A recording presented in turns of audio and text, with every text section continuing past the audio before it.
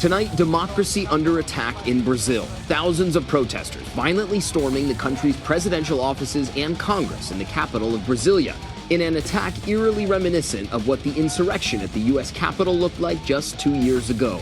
I want to talk about the January 6th copycat riot happening right now in Brazil.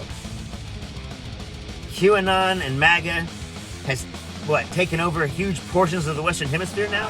The protesters, all supporters of former President Jair Bolsonaro, who was defeated in October presidential elections by current President Lula da Silva, inaugurated just 1 week ago.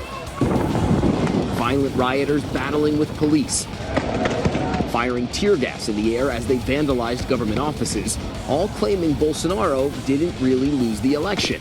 Fortunately, the government was not in session. Bolsonaro himself spent years sowing doubt about Brazil's election systems, even saying the recent results where he lost couldn't be trusted. Brazil's courts and independent experts say that's not true, and that was apparent when we traveled to Brazil to cover the race in October. In a deeply divided election, Lula's supporters here say they're not just voting for his policies, but for the future of Brazilian democracy. Bolsonaro's false claims of fraud, the driving force behind today's violence. Protesters demanding da Silva leave office, calling him an illegitimate president, as they entered government offices for what some called an occupation. Bolsonaro should be arrested. He's been spewing this whole thing and stirring it up just like Donald Trump. He learned from the best. And now we're in a situation where the fourth largest democracy have, at least for a day, lost control of the Capitol and their, effectively, White House. He's one of Trump's allies. Obviously, he's a chief strategist who worked in the White House. He has publicly acknowledged that he advised Bolsonaro. This is Bannon back in November as he was pushing the misinformation surrounding this election. Look in the streets of Brazil. Look at the great patriots in Brazil that at a lot of danger to themselves have come forward in the streets of Brazil. This is the people saying, no, you didn't follow the Constitution. You use these machines, you use the judiciary to shut us down in the media, and we're not going to tolerate it. It's going to be very interesting to see how that plays out. And we're seeing how it's playing out now. John Avalon is here to discuss. It is remarkable to see. It wasn't just Steve Bannon who's been advising him. It was also Jason Miller was part of those conversations. He had made several trips. Bolsonaro is actually in Florida right now, we should note. What has stood out to you about the takeaways and the similarities between what happened then, what happened after the election, and now what we're seeing play out? Of course, the echoes are unmistakable.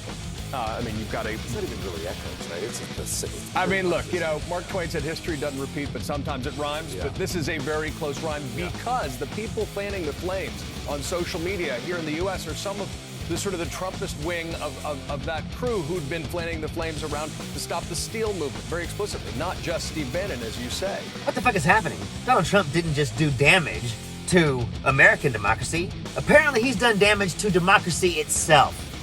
The very idea of democracy is fucked up because of Donald Trump. There has been a move to deny the legitimacy of this election from some of Trump's former advisors saying, do not concede.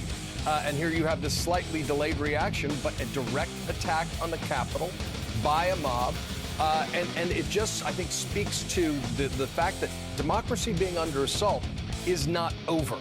And some of the people using social media to encourage these sorts of mob attacks are some of the people who, from the sort of self-styled populist nationalist movement that they seek to make international.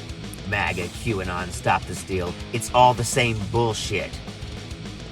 Rise up. Just like Steve Bannon says. Good patriots down there. What the fuck is happening? After all of this, I hope they start arresting some of these fuckers. Because now guys like Steve Bannon, Donald Trump, whatever the fuck QAnon is, they're breaking democracy. If you don't think that democracy is breakable, then you've not been paying attention to democracy. Well, look, I think it highlights the fact that there is a struggle between disinformation and democracy, and that disinformation can create real-world impacts. I mean, the role of bots, for example, in Brazil, spreading disinformation, amplifying false messages, but also being done here from the United States by some of the former President Trump's closest advisors. You know, that I think just speaks to the fact that the disinformation flow around the world because of social media is international. You can call it right-wing. It's not conservative, but, you know, call it that if you want to. You can call it evangelical nettles. You can call it QAnon. You can say it's Maga. It doesn't matter what you call it. It's fascism. That's what it is. They want to set up an authoritarian regime based on their premise of the Bible and start enforcing laws as such. Yes, they're going to start banning trans people. Yes, they're going to ban gay people. Yes, they're going to ban Jews. Because the Bible told them so. These people are nutters. Just like the Nazis. And just like the Nazis, we're letting them get away. Let's not do that. What the hell? I have an idea. Let's prosecute them. If they aren't able to be prosecuted because a jury of their peers could not agree, then so be it. But if 12 people get in a room, hear all the evidence, and then think, holy shit, he did that? Let's burn him down. The main public buildings in the country inoperable and deepened a political crisis that has been brewing for months.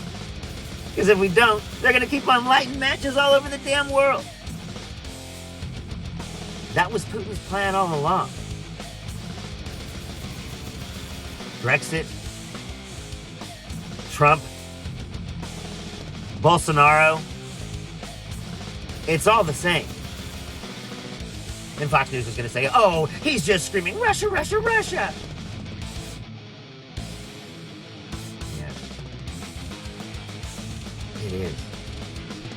The best thing that ever happened to the Soviet Union is that time the democracy completely fell apart back in the 80s and the Soviet Union won. You remember that? When democracy just completely evaporated country by country. I remember that. Oh wait, that was a movie. Because democracy held. Why are they against it? Because they lose. Republicans haven't won an election since Bush. They've lost 7 out of the last 8 presidential elections. And yet, they sure got a lot of Republican presidents. Crazy that. Anyway, I'm Zachariah. Let's try liberal. Y'all take it easy. Wolverine!